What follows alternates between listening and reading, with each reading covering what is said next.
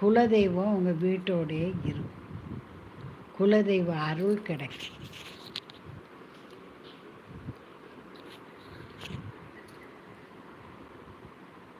இந்த உடம்புக்கு அடிக்கடி சரி வரலேன்னு சொல்கிறாங்க. இந்த உடம்பு நல்லாகிறதுக்கு, நோய் வராமல் இருக்கிறதுக்கு நீங்கள் இந்த மாரியம்மன் காளியம்மனை எல்லாம் வேண்டிக்கலாம்.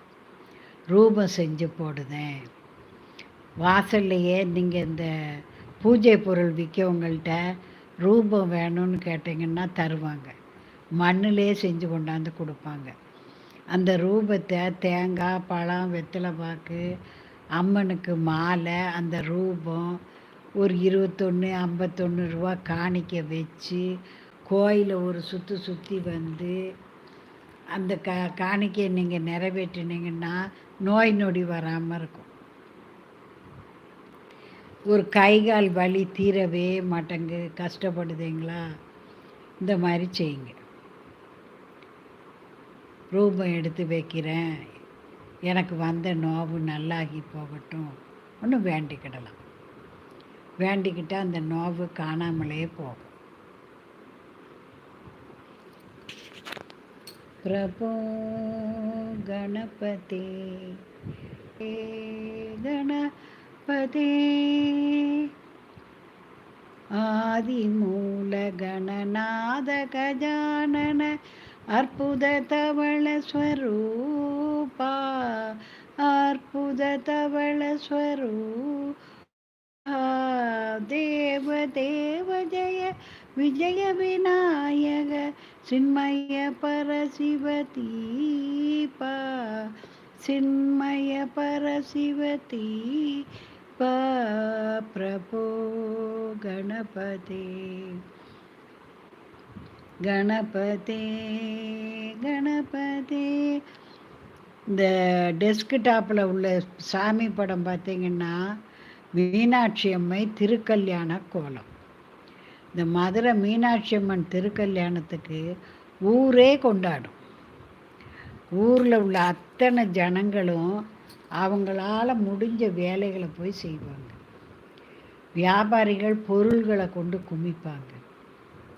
அரிசி, பருப்பு, காய்கறி எல்லாம் கொண்டு குமிப்பாங்க.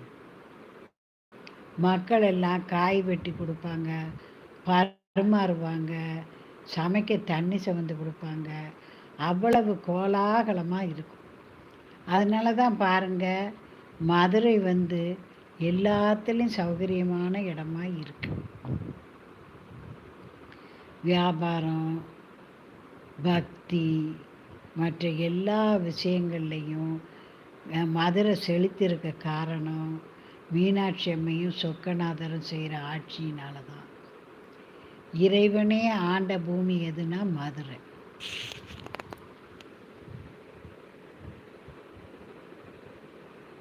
வருஷம் பூராவும் திருவிழா நடக்கிற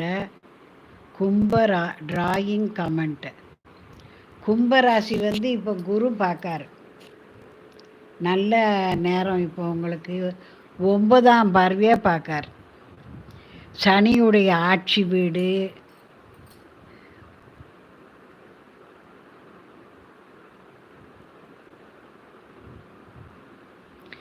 வெளியூர் சென்று வேலை பார்க்கணும்னு நினைக்கிறீங்களா?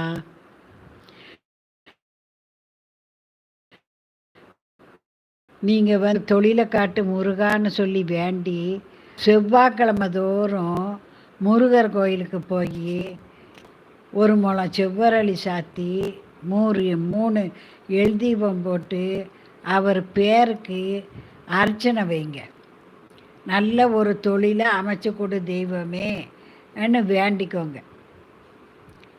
பிரகாரம் 12 சுற்றுங்க முருகரை. ஒரு 12 செவ்வாய்க்கிழமை செய்யுங்க, தொழில் அமைஞ்சிடும்.